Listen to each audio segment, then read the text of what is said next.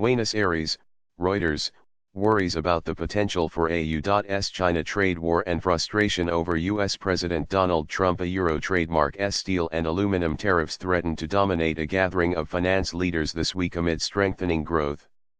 U.S. Treasury Secretary Steven Mnuchin, who arrives on Sunday in Buenos Aires ahead of a two-day meeting of the Group of 20 finance ministers, will be in a position of defending Trump a Euro trademark's trade plans against widespread criticism from G20 partners. At the same time, he is likely to hear pleas for exemptions from the steel and aluminum tariffs, said Edwin Truman, a former Treasury and Federal Reserve international policy official now with the Peterson Institute for International Economics in Washington. A Euro trademark's going to get an earful from them, a Euro Truman said. A Euro Mnuchin is going to be playing defense in his comments, and he Euro trademark LL put the best face on it that he can, a Euro Truman added. The U.S. import tariffs of 25% on steel and 10% on aluminum, set to become effective on March 23, have raised alarms among trading partners that Trump is following through on his threats to dismantle the decades-old trading system based around World Trade Organization rules in favor of unilateral U.S. actions. Potentially broader anti-China tariffs and investment restrictions under consideration as part of a U.S. intellectual property probe have raised concerns that retaliation could seriously diminish global trade and choke off the strongest global growth since the G20 was formed during the 2008 financial crisis.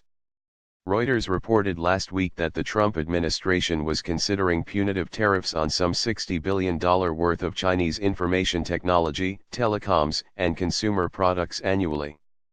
Defending WTO rules.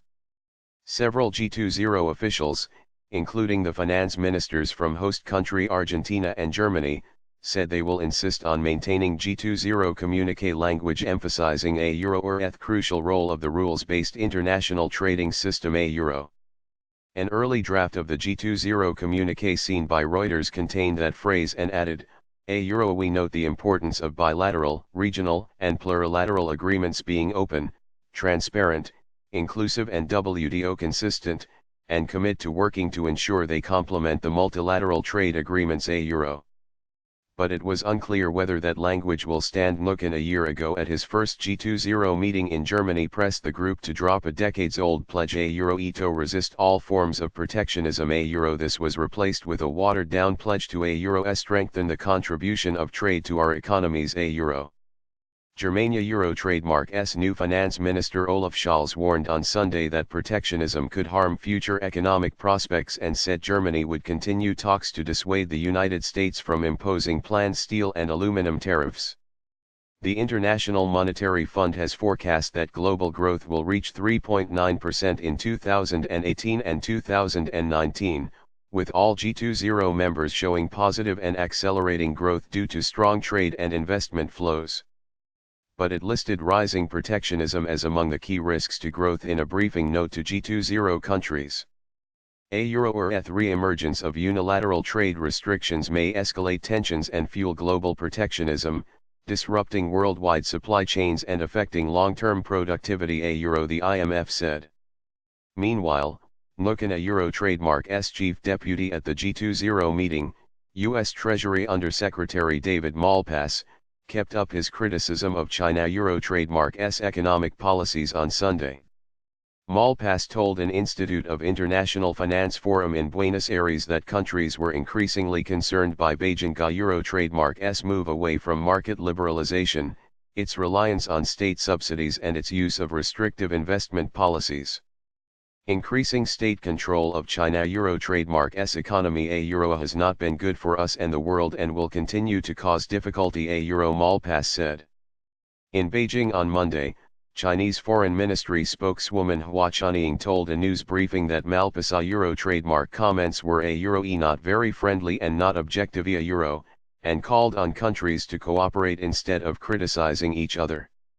A European G20 official told Reuters the European Union was keen to avoid being seen as taking sides in any disputes between the United States and China and urged Trump to negotiate directly with Beijing to resolve such issues.